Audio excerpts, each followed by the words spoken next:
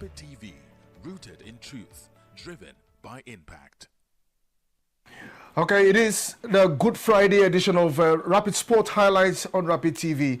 And I am Ijoma Victor. Well, Rapid Dawn will still continue with Martha and Victor Ake precisely at the top of the hour of 9 a.m.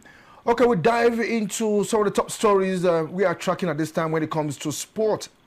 And we begin from Abuja, the National Stadium at the ongoing Para Games, where Nigeria's First Lady, Oluremi Tinubu, is set to grace the closing ceremony of the third edition of the National Para Games at the Moshood Abiola National Stadium in Abuja today.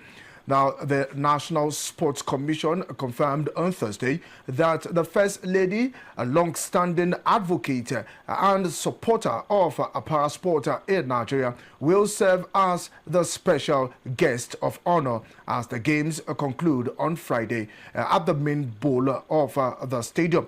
Her presence is expected to provide a fitting climax to what has been a highly successful tournament, which brought together the country's finest para athletes, or probably call them special athletes, from across Nigeria.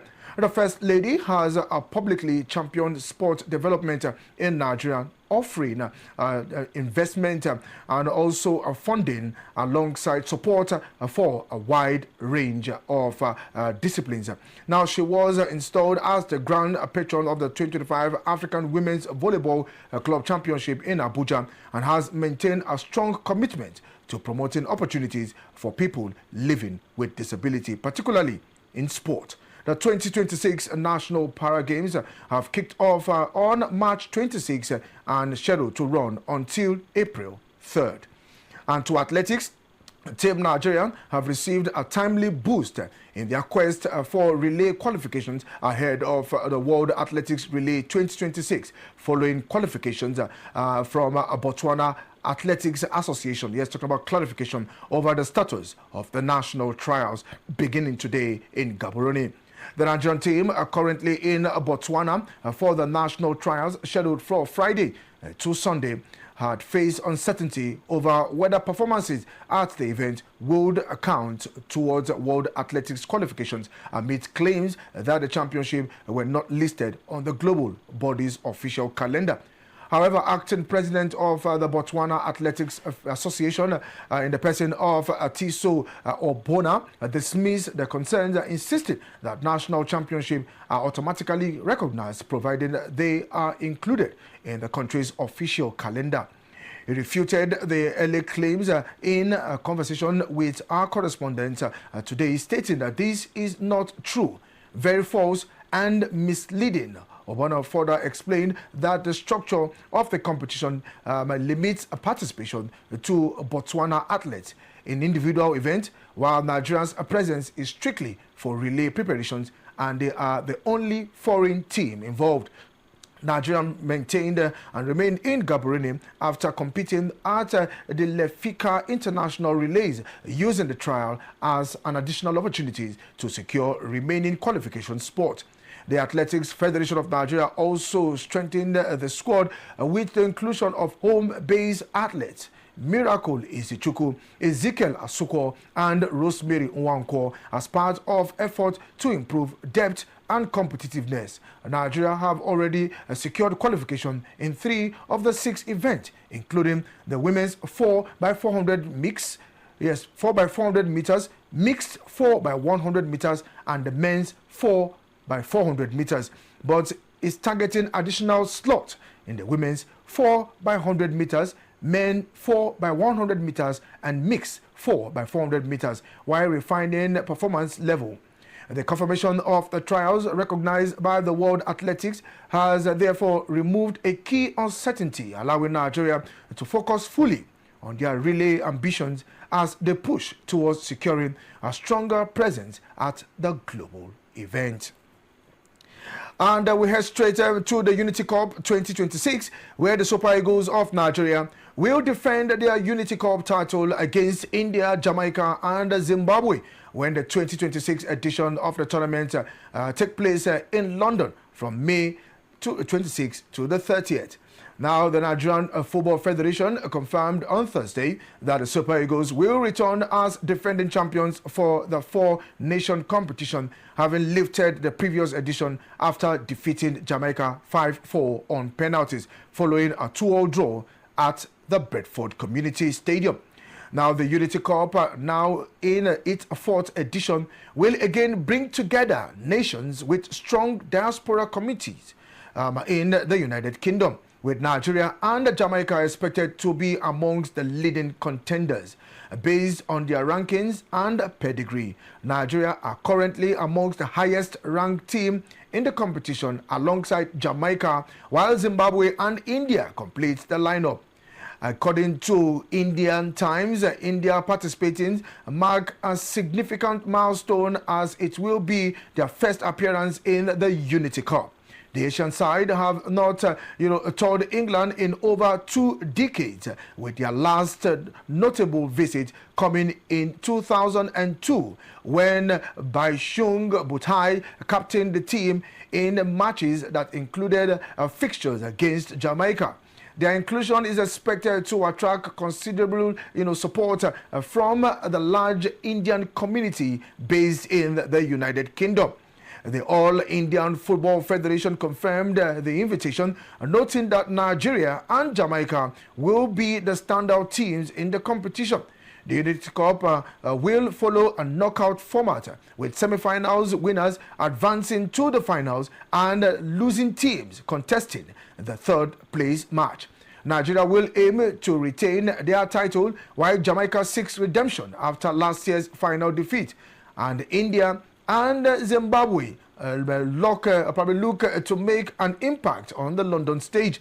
The tournament will also offer Nigeria another opportunity to maintain momentum and further integrate key players as they continue preparations for future international competition after missing out on the 2026 FIFA World Cup. Now, Nigeria might face India. Yes, Nigeria might face India. And, when looking if there is actually a head-to-head between Nigeria and India, many will say yes. That there is a head-to-head of meetings between Nigeria and India. But there's no really official, record of both teams meeting. But there's actually a myth of that particular game where India defeated Nigeria 99-1. Many has, tried to investigate if that match actually took place, and many said it's a myth. I remember when growing up, many talked about that game, that when the Indians are trying to score, and when the ball is approaching the goalkeeper's net, the goalkeeper will be seeing either a fire coming from both sides, or probably you see the head of a lion approaching the goalkeeper. But like we said, all these are myths. But let's see if both teams will definitely clash in the semi-finals of this year's edition of the Unity Cup. Okay, we're still with the Super Eagles, and meanwhile Nigeria will face Portugal and Poland in a high-profile international friendly in June as part of preparations for upcoming competitions. Now, the Nigerian Football Federation (NFF) announced on Thursday that the Super Eagles, fresh from a 2-1 victory over Iran and a 2-2 draw against Jordan during their recent outing in Antalya, Turkey, are set for what is described as an exciting summer program against two European sides. Now, details of the fixtures were also outlined, with the Federation's FIFA match agent, Jairo Pachon of Eurodata Sport, confirming that Nigeria will face Poland at the PGE Narodown Stadium in Warsaw on June 3rd, before traveling to Portugal for a second friendly on the 10th of June, with venues yet to be announced. Now, Portugal have also acknowledged the fixtures, describing Nigeria as their final opponent before departing for the 2026 FIFA World Cup in North America. Now, in a statement, the Portuguese Football Federation noted that the match will serve as a key preparatory fixtures ahead of the tournament, which will be hosted by the United States, Canada and Mexico. Now, the upcoming meetings will be the only second encounter between both nations, with the previous clash coming in November 2022 when Portugal recorded a 4-0 victory in Lisbon through goals from Bruno Fernandes, Goncalo Ramos and João Mario. Portugal's decision to face Nigeria is believed to be influenced by their World Cup group schedule following the qualifications of the Leopards, DR Congo, who will be their opponent, opening Group K opponent at the tournament 1 week after the friendly against the Super Eagles of Nigeria. Now, in terms of global standard, Nigeria are currently ranked 26th in the FIFA ranking, while Portugal sits 5th and Poland are placed 35th. The fixture presents an opportunity for Nigeria to test themselves against top European opposition as they continue to build momentum, with fans anticipating strong performances from key players just after the 2026 Unity Cup. And to football politics, the Nigerian Football Federation has inaugurated its Electoral Committee and Electoral Appeal Committees ahead of the 2026-2030 Executive Committee elections, with officials pledging to deliver a transparent and credible process. The inauguration ceremony took place on Thursday at the Federation's Secretariat Glass House in Abuja, where NFF President Ibrahim Musa Gusau charged committee members to carry out their responsibilities with integrity, impartiality, and diligence. Gusau announced that the committee will be chaired by Matthew Kuka. Let's take that interview of NFF President Ibrahim Gusau. In the Electoral Committee, we are going to have Barrister Matthew Kuka Sam. We are going to have Alhaji Babagana Grema. We are going to have Bature Musa. We are going to have Ayibaye Peter Great. We are going to have Honorable Dr. Okogun Olu Benga. We are going to have Arenze Azubuke Esek. We are going to have Abayomi Akin Omoyomi Esek. In the Appeals Committee, we are going to have Barrister Benjamin Sati. We are going to have Professor Abdul Malik Awal. We are going to have Honorable Justice C.J. Aneke. We are going to have Emmanuel Dada Obapibi. We are going to have Ayo Eko Ekwel in the Appeals Committee. And those that will serve in the main committee of the Electoral Committee are going to be Barrister Matthew, Alhaji Babagana Grema, Bature Musa, Ayibaye Peter Great Esek, and then Honorable Dr. Agokun Olubenga, then Arenze Azubuke, and Abayomi Akin Omoyomi will serve as alternate members. While in the Appeals Committee, we are going to have Barrister Benjamin Sati, Professor Abdul Malik Awal, and Honorable Justice C.J. Aneke, while Mr. Emmanuel Dada and I Eko will serve as alternate members. So on this note, I want to, on behalf of the board, management and staff, as well as indeed the football stakeholders of this our great country, inaugurate this very important committee, including those that are unavoidably absent.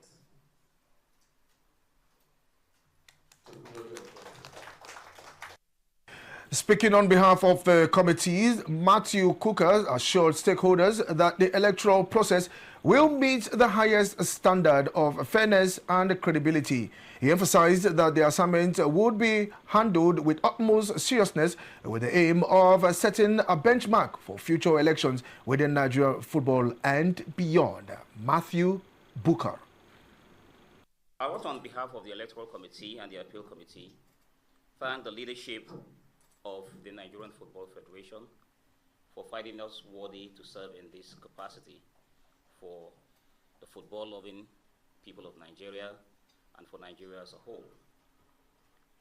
We do not take this appointment for granted.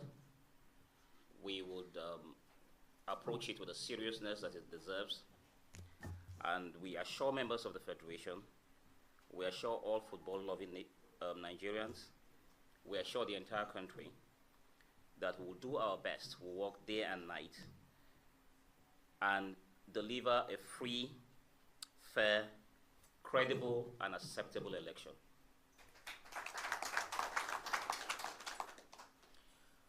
We are aware of the fact that the whole world is watching. CAF is watching, FIFA is watching, the whole world is watching, Nigerians are watching. And the good thing is that our own election will come before the 2027 election.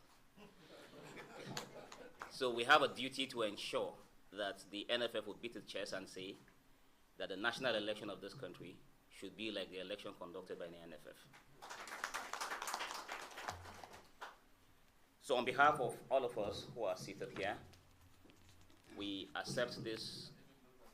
Yes, and those who are not around who have actually communicated. I actually spoke to my Lord, the Honorable Justice Aneke, who is presently not in the country, and Barrister Sati. We spoke this morning. I think he's still on his way. He'll be here. Okay. Oh, he's right behind me.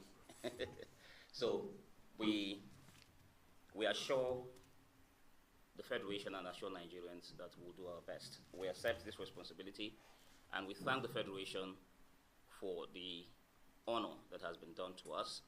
And we, as I said, we assure you that by God's grace we'll do our best, and you'll be proud of the fact that the selection you have done is, selection and the election you have done is the best. We assure all contestants that you're in safe hands. Thank you very much. Now, in line with provisions of the NFF status, the Federation's General Secretary, Mohammed Sanusi, will serve as secretary to both committees. The NFF also confirmed that the election into the Executive Committee will be held in Lafia on September 26. Dignitaries present at the event included the Director General of the National Institute for Sport, Comrade Philip Shuaibu, NFF First Vice President Felix Ayasiagu, Executive Committee members Silas Agara and George Aluo, as well as senior management and staff of the federations. Now, let's tell you that Nigerian Football Federation, NFF, has announced the appointment of Akim Ishola Busari as the head coach of the under-17 girls national team, the Flamingos. Now, Busari replaces Ban Kole Olowokere, who has been with the Flamingos for many years, including leading the team to win the bronze medals at the 2022 FIFA Under-17 Women's World Cup final in India. His immediate task is to lead the Flamingos into the soon-to-commence race for a spot at the 2026 FIFA Under-17 Women's World Cup finals, which will be hosted by Morocco. The Flamingos are on standby to face the winner of the preliminary clash between Niger Republic and Guinea, with the first leg away from home in the third week of next month. Now, the new Flamingo chief strategist is presently the head coach of the Pace Setters Queen Football Club of Ibadan. And let's see if he will replicate that with the Flamingos. And Chelsea have announced plans to visit Lagos for the first time in the club's history as part of their Global Fans Engagement Initiative. The famous CFC later this May. The Premier League side confirmed on Thursday that Nigeria City will host the penultimate event of the 2025-2026 program, the club's official betting partner in Africa.